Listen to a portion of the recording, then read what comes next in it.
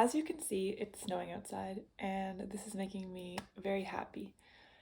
I live in Prévost, which is in Canada, north of Montreal, and I live in like a ski snow paradise, and I love it. Winter is one of my favorite seasons. I feel like every day is this opportunity to get outside, get into nature, and enjoy this beautiful world that I live in.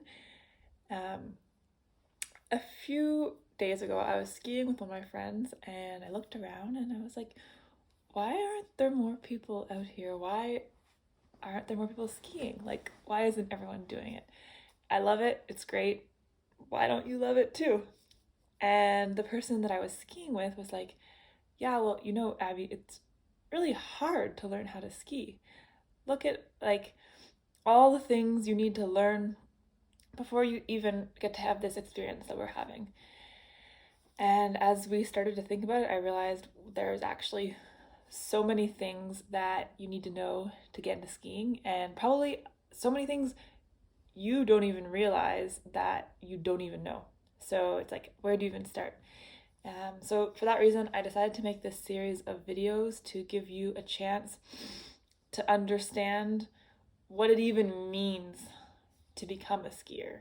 So this is not a video about like how to get better at your skiing if you're already skiing. I will talk a little bit about technique, but it's really more like, how do I even buy skis without, like, there's boots that have bindings that go with different types of bindings. So how do I even make sure the boots fit with the skis for the right type of skiing? How do I choose which type of skiing to do? Because there's like a multitude of skiing. Um, how do I choose which one to start with?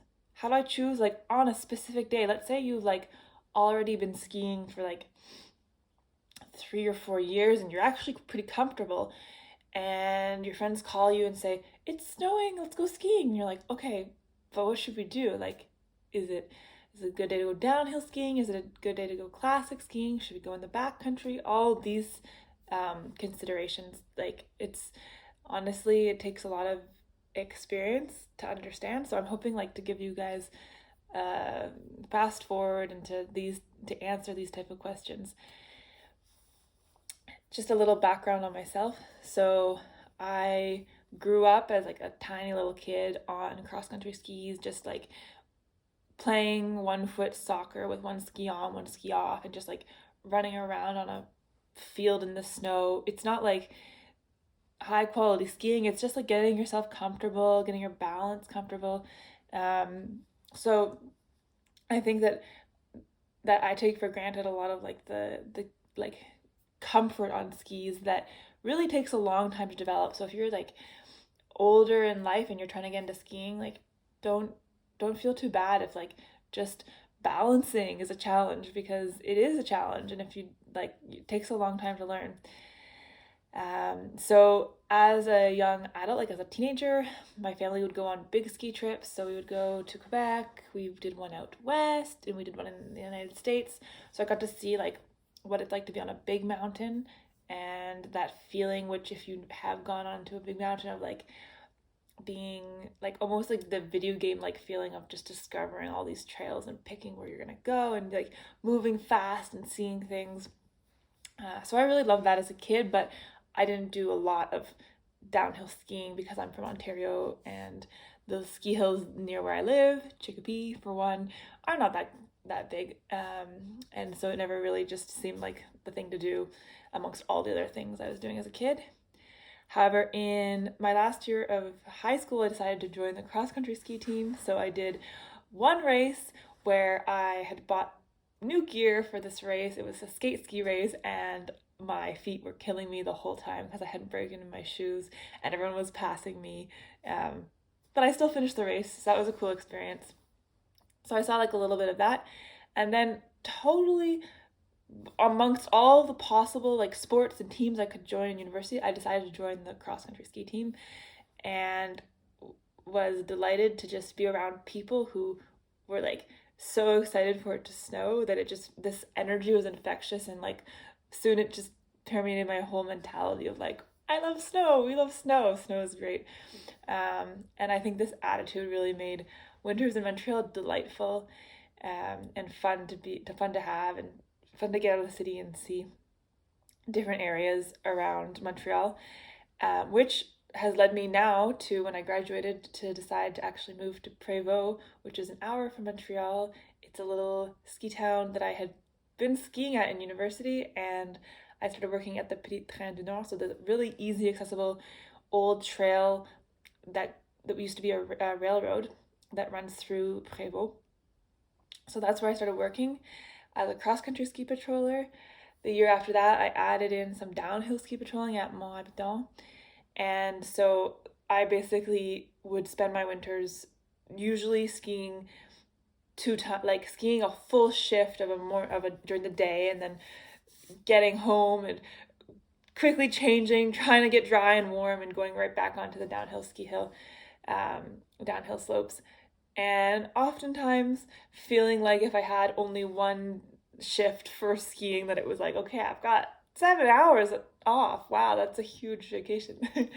um, so I did a lot of skiing, and this has meant that like I've been pretty much, I think I probably missed 1 or 2 days last year and the year before. So I've seen all of the conditions. Like I've been out there in the rain, I've been out there in blizzards, I've been out there um, when it's like super cold, super dry, super sticky. So like I've started to appreciate that there's actually a lot of really good skiing to be had in these conditions that people are telling me, oh, the skiing must be bad for you to be skiing right now, must suck for you to be skiing. And I'm like, what are you talking about? It's great. I love it. So I hope that kind of like I'm going to do a series of videos on just, or at least one video on like, just like what it even means when you look at your phone and you're like, oh, it's going to snow, but it's going to be 2 degrees. What type of snow is that going to be? Not the nicest snow to ski in, but it'll build up a good base so we can still be happy, but not necessarily like the day that you're like, oh, powder, I want to get out on the slopes, compared to like -10 really cold snow is going to be nice and soft and fluffy, as you probably have seen in the city, and like really beautiful snow to ski in. So yeah, so that's like some of the stuff that I want to talk about in the next series of videos.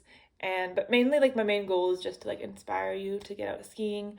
I'm gonna do a video on how to even like, if you pick like cross country skiing, for example, what it even means, like what are the first steps to get into it, versus if you pick downhill, like it's a totally different process.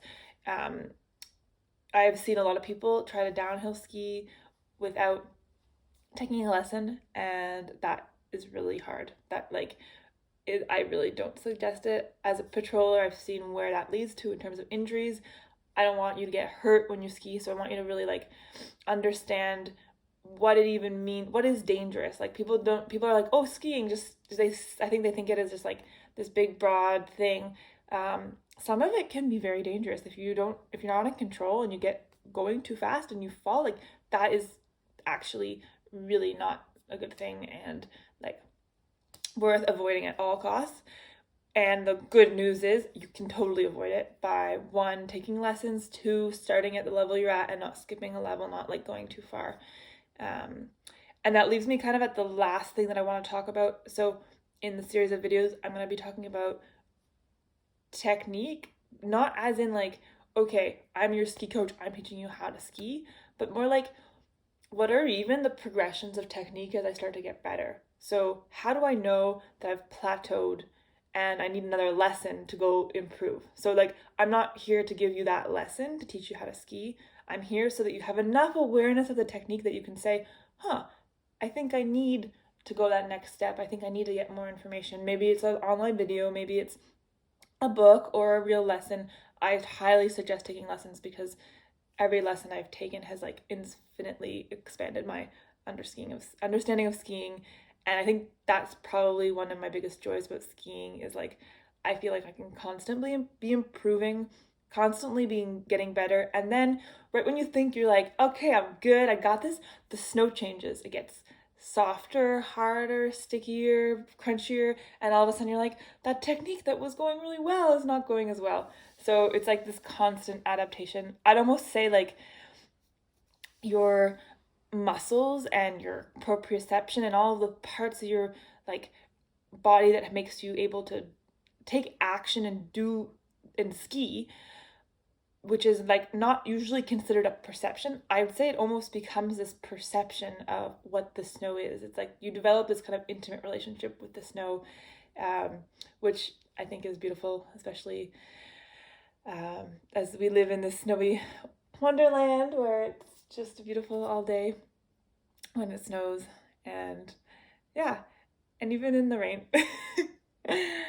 I hope my enthusiasm for skiing catches on and I see you guys out there on the slopes, in the trails, in the backcountry, wherever like the adventure calls you. So have a good day and check out my next videos on how to know how to even start to ski. I don't have a good title for it, but it's like what you didn't even know about skiing. Have a good day.